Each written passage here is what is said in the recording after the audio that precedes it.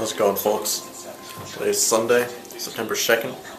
Labor Day's tomorrow, so no classes. Whew. No, but for real though, I've got some White Castle chicken rings right now because the opportunity presented itself to go to White Castle today. So I got them, and you might know how big a fan I am of White Castle's chicken rings. Good quality chicken or not, it still tastes good. And I got a chocolate shake too, and right now I'm waiting for Breaking Bad to start. Oh, I need these.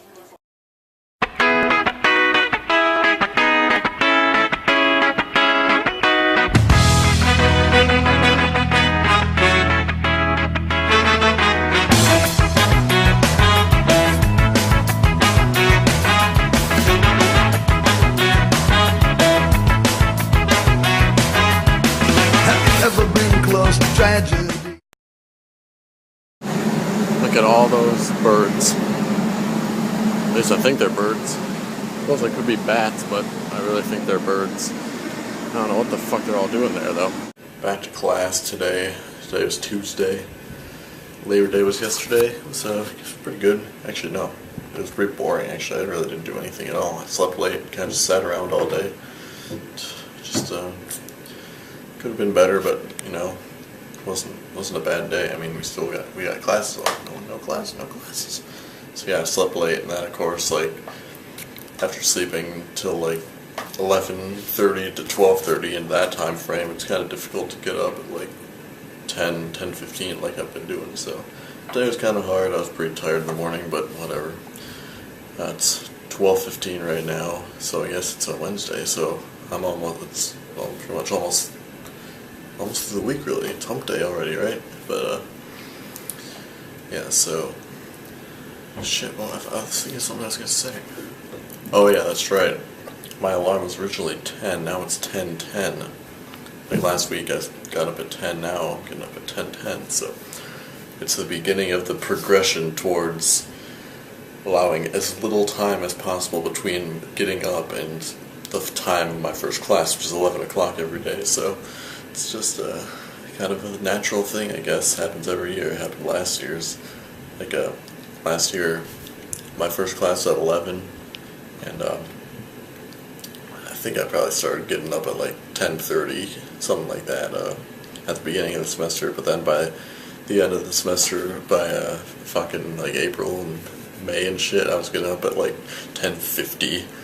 And like sprinting like there. It was like a 10-minute walk too, depending on how crowded it gets. But yeah, that sucked. I hated that class though.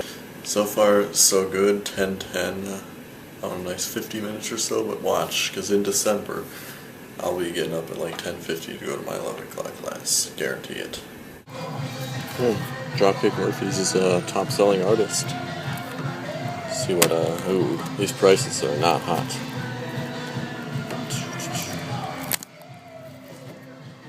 Oh well.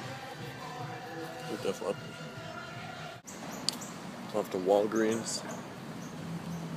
Only been here I think like once in the 3 weeks I've been back, so a little unusual.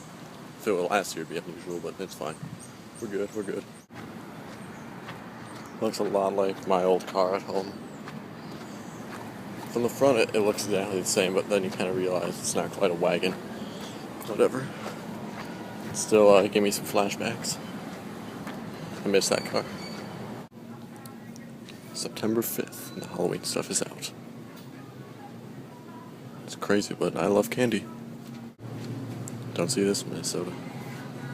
Not in Minnesota. Platinum. Come to Papa. I'm gonna try and rest the camera right here. How's that looking?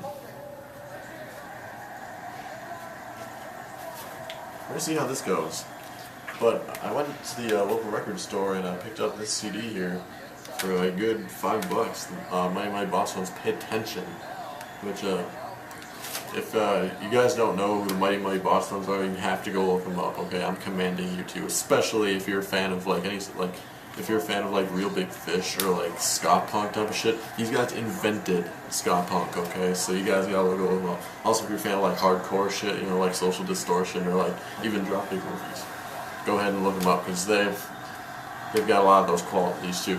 But this album here, it's To be honest, it's a little bit boring. Like, there's a few good songs on here, like Let Me Be, the first track, and a couple other their hits, So Sad to Say, She Just Happy. These are pretty good songs, but they're not like as hardcore as some of their other stuff too. But yeah, I was in that record store today. I think I filmed like one clip, like for checking out those Dropkick Murphy CDs. They got a whole bunch of stuff in there. They got tons and tons of CDs. I may go back there probably like pretty soon. Maybe film a little bit more. I don't know. I didn't really check around a whole lot. I had like a fancy drive to get to, so I was trying to speed up a little as fast as possible, you know. But they have some good stuff. They have a lot of used stuff, and they've got pretty good deals too, like good prices on the used. Like this was used, so that's how I was able to get it for $5. But or $6, whatever it was. But yeah, they've got like buy two get one free for the used stuff, which ends up being a pretty good deal, especially if you find like some rarities. But then they've got like all the Dropkick Murphy CDs I was showing, they're like $17. It's like all the good stuff that people actually want to buy is expensive. So it's cool though. I like record stores a lot because you never know what you're gonna find really, especially the ones that have a whole lot, like that one. It's like a kind of a gold mine type of thing. You never know what you're gonna walk away with. They sell DVDs and even they sell a lot of vinyl there too.